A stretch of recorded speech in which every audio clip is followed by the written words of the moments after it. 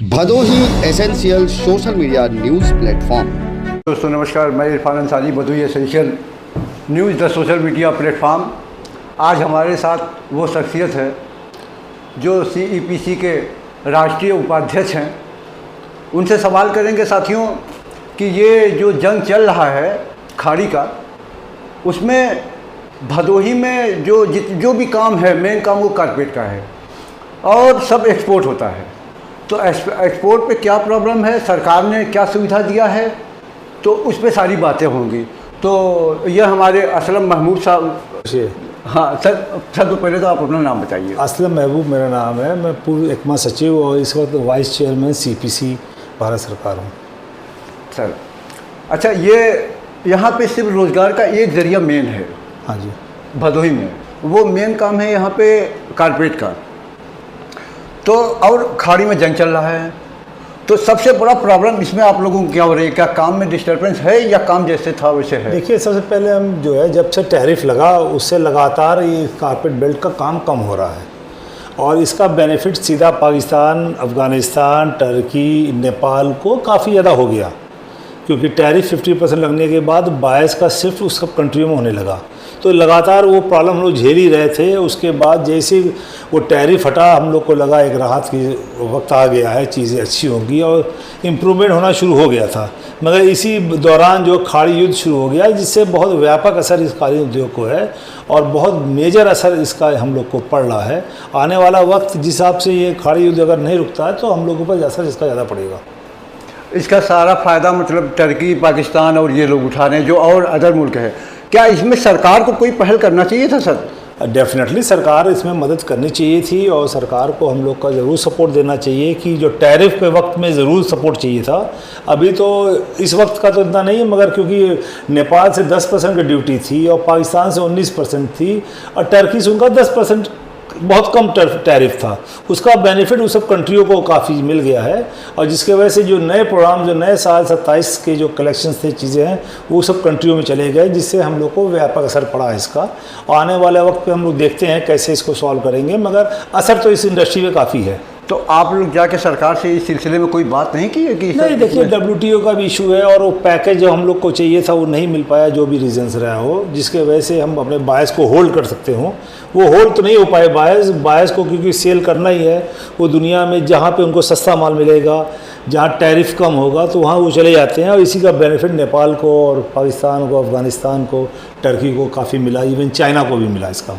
अच्छा सर, अगर ये आपसे पूछा जाए कि सरकार आपको 3 चीज़ मांगने की डिमांड करे कि आप 3 चीज़ आप हमसे मांगिए, तो आप क्या उसमें पहल करेंगे? क्या क्या उसमें 3 चीज़ होंगी? देखिए, पहला तो हमारा कालीन नीति बननी चाहिए, जिसमें वीवर्स और आर्टिजन्स के लिए अलग से पैकेज होना चाहिए। उनको लूम फ्री मिले, उनको सोलर लाइट मिले, उनको क्या नाम है, इंश्योरेंस का कार्ड अलग से मिले, उनको जो है ESI हॉस्पिटल में उनका इलाज फ्री से हो, उनका एक पैकेज होना चाहिए। और इवन जब कालीन नीति आएगी, तो क्योंकि अभी हम टेक्सटाइल के अंदर हैं, टेक्सटाइल में हमारा हिस्सा बहुत छोटा है। हाँ। टेक्सटाइल सेक्टर बहुत बड़ा है।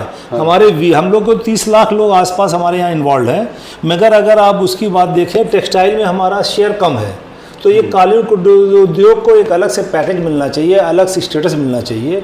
और एक तरह से खादी के समकक्ष हम लोग हैं, तो हम लोग का स्टेटस जब तक बदलेगा नहीं, तो हम लोग एक समुद्र में एक तरह से खो जा रहे हैं और इसीलिए हमको दिक्कत आ रही है। तो सरकार को आपने अवगत कराया है सब इन सब बातों के लिए? सारी चीज़ों में सरकार से बात होती रहती है और सरकार से कुछ न कुछ राहत आती रहती है, मगर जितनी राहत की ज़रूरत है आज के दिन उद्योग को, जो पैकेज चाहिए या कालीन नीति अलग से हो, PLI योजना में कारपेट सम्मिलित हो, इस तरह की बहुत सी योजनाएँ हैं। जब अगर होगा तभी उद्योग आगे और बढ़ेगा। बुनकर इतने परेशान हैं, बुनकर जब टैरिफ लगा तो भदोही छोड़ के वो चले गए बाहर, बॉम्बे और ये सब जगह, और वहाँ पे अब गैस का प्रॉब्लम आ गया, अब वहाँ से फिर आ रहे हैं, तो बहुत मारन है सर इसके लिए।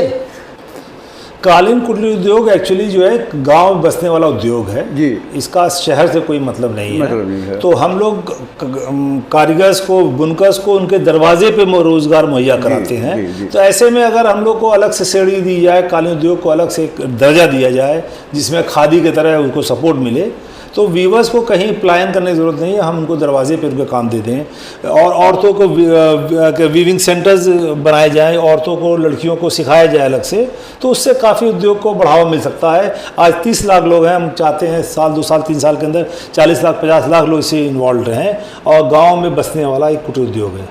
आपके अनुभव में आपके जो ये कारपेट बेल्ट है, इसमें सबसे बड़ी ताकत क्या है? हमारा लेबर हमारी ताकत है, हमारे वीवर्स, हमारे आर्टिजन्स, हमारे फिनिशर्स वाले, वो हमारी ताकत है। सर बहुत अच्छा लगा। अगर आप कुछ कहना चाहें अपने लोगों को कि बात जो है गांव-गांव तक पहुंच जाए और लोगों को कुछ रिलीफ मिले, बहुत परेशान है लोग सर। देखिए, हमारा कोशिश ये है कि आर्टिजन वीवर्स के लिए ज़रूर और सुविधाएं मुहैया होनी चाहिए, उनके लिए और राहत का पैकेज आना चाहिए, ये हमारी डिमांड है। कारपेट के एक्सपोर्ट में जो लोग इन्वॉल्व हैं वो तो अपना कोई और रास्ता निकाल जरूर लेंगे, मगर वीवर्स आर्टिजन के पास पलायन के अलावा कोई रास्ता नहीं है। तो इसके लिए ज़रूरी है कि हम गाँव में उनको रोज़गार मुहैया कराएँ, ज़्यादा से ज़्यादा उनको काम दें, उनके पर वेजेस, क्योंकि वो अपने घर का भी काम कर लें, परिवार के साथ भी रहें और कालीन उद्योग से भी जुड़े रहें, जिससे उनके आय भी बढ़े। और औरतें भी अगर वीविंग करने लगे तो एडिशनल उनका वीविंग के चार्जेस आ जाए उनके पास।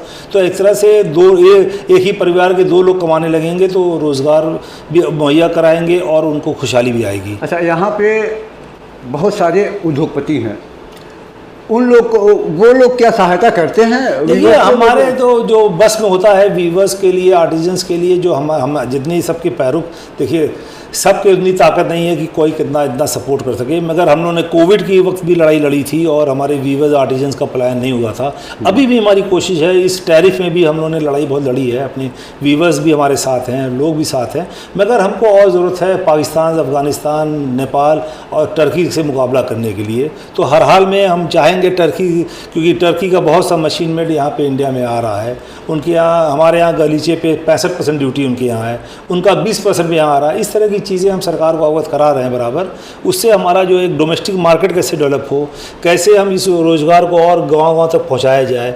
अगर भदोही, मिर्ज़ापुर, सोनभद्र, चंदौली, जौनपुर, मिर्ज़ापुर सब मिला के हम कैसे 10 ज़िले से 20 ज़िले में इस काम को ले जाएँ, ऐसे हमारा प्रयास है।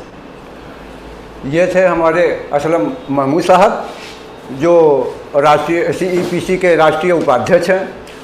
और साथियों, इनसे बात हुआ, इनका जो प्रॉब्लम है सबसे ज़्यादा ये है कि सरकार जब से टैरिफ लगा उसके बाद से सारी बर्बादी बेल्ट का शुरू हुआ, और बर्बादी होते हुए वहाँ तक गया और फिर जंग शुरू हो गया। तो क्या कहना चाहेंगे सर ये जंग को लेके? जंग जल्दी जल्दी बंद होना चाहिए, ये हमारा गुजारिश है और हम लोग की सोच है और हम लोग की दुआ है कि किसी भी उद्योग में दुनिया में कहीं पे भी झगड़ा होगा या इस तरह का वॉर होगा तो पूरे दुनिया पे इसका असर पड़ेगा। सर हमारे आपके कहने से कुछ नहीं होगा, हमारे प्रधानमंत्री तो कुछ बोल ही नहीं रहे हैं सर। नहीं, वो तो राष्ट्रीय लेवल की बात है, उस पर हम नहीं कुछ कर सकते, मगर हमारा काम है, हमारे लोग की मनोकामना है, हम लोग की दुआ है कि जल्दी जल्दी वॉर बंद हो। चलिए, बहुत बहुत शुभकामना, और फिर मिलेंगे किसी बड़े हस्ती से। तब तक के लिए आदाब, नमस्कार। Bhadohi essential social media news platform.